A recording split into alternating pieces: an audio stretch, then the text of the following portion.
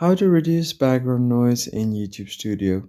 Hey guys, in this video I'll show you a quick and easy way to reduce background noise in your YouTube Studio.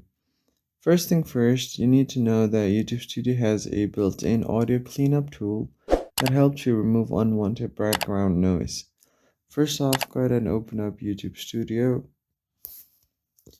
Now once you open it up, make sure that you're logged into your account. And on your dashboard, tap on the plus icon at the top. Now once you have selected your video, you need to go ahead and go to an option to edit your audio.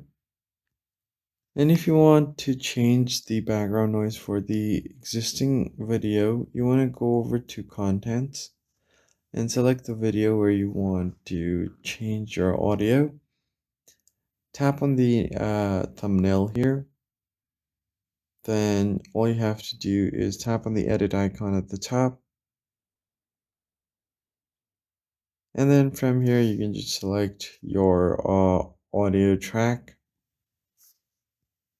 And if you have the enhancement option for your audio, just enable that and turn on noise reduction as well.